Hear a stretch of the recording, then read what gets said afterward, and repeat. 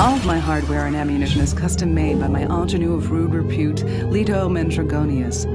Designated the Commando at 16 inches, the Foog 1 fires a standard 9mm cartridge and is used in close-quarter, rapid-fire combat. The holster also packs additional magazines, silencer, and the SISM ballistic grapple. All accessories are contained in the Foog holster, along with the gun itself. The Foog 2 is styled for clandestine combat. Its bullpup design is carried out in a lightweight synthetic material, as with the gun's magazines.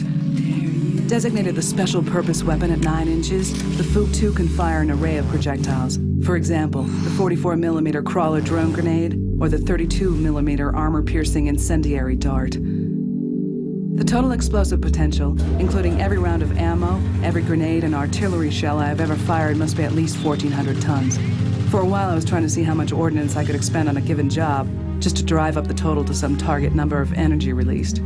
Then I realized I was getting distracted. All of my gear is defined by necessity, utility, survival.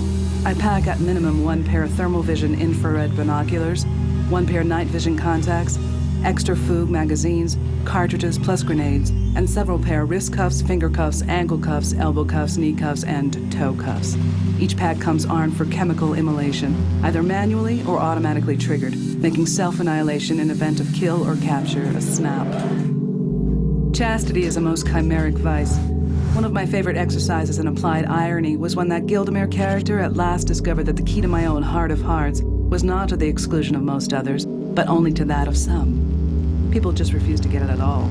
For all of my professional investment as a black operative in matters clandestine or confidential, I am absolutely a social animal. This toy, though, is really one of my favorites. It delivers a variable charge, from barely detectable to quite a decent jolt. Output is strobed, adjustable on the fly. Some interrogatories may end up bearing some really interesting, trauma. I refuse to let it discourage me, though. Really. The Altrata's exclusive design is by my own personal service technician, Hank the Tank Winky Poo. Our services are traded in kind, and we both learn a lot. The Altrata is equipped for stealth, speed, and the ever-important surprise factor. Twin street sweeper machine guns, aft dispersed, anti-traction lubricant, manually engaged retractable tire studs. The autopilot control is for unique ops like the C-section synchronized maneuver. The corresponding sub-level railcar supports a retractable flue, which penetrates a breach through a long row of interlaced flexible slats embedded in the street. While the paired vehicles are in motion, margin of error is plus or minus 1.6 seconds, operating outside of which will result in full transversal bisection. I'll be careful. Here are some of the things people have tried to kill me with. I can't understand how they come up with these ideas. Look at this one. What do we have here for some grandiose monument to the triumph of human imagination? Or this contraption? Sometimes I think that the real idea is to give all of their gear some sort of elaborate workout, at my own expense. What the hell? I must admit that the blast cannon was something of a surprise, but that's fine. The border of Brenia runs like the plane one would draw through a complicated maze in 3 dimensions. In fact, the total area used by border and border-related apparatus is 68.4% of the entire territory, all for containment command control, or detection, deterrence, and defense, or disrecognized space delimitation. All of that bureauligarchianese. Thanks to the discouragement effect of survivors, the turrets are being retired. Rather than blast to pieces any would-be Breen deserters like poor Sybil or, they're upgrading their border enforcement with automated snares, which absolutely ghastly. As if anything, a hand and elbow that crosses outside the Breen perimeter ought to be surgically excised. Really, you only wonder what they'll think of next. I'll never really know, of course, what happened between my own original self and Goodchild, but I am painfully aware of how it can only have altered her, and of how irreversibly. What the hell did he do? Fix my brain? Affect me? Her, I mean? How could she let him? She could have killed me right then and there, but she had to know what I'd do, as did I. You know how you would want him, tough and intrepid, cruel as dry ice, because you don't expect that. You imagine that your politicians are, by their nature, other than advertised.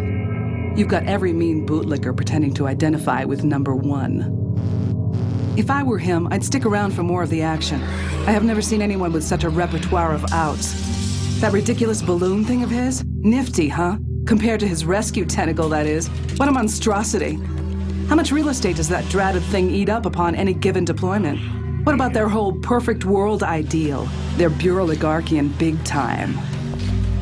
Like that tank thing of his. What forward-planning scenario or utilitarian imperative do we believe to have there, What distinguished panel of experts do you have coming up with any of these design solutions here? Drop a bomb on all of it then already, or will you? You know, it only really goes to show how in politics, responsibility is this total shell game. He hid his own agenda behind the precedent of a prior figurehead of state, literally. Talk about operating the machine within the hideous bowels of a body politic, of working your inside job. It just kills me. Some of these resorts of Trevor's sometimes. He may believe that he's doing it for something else, for something that isn't even personal. On the subject of special body modifications, Scaphandra just takes the show.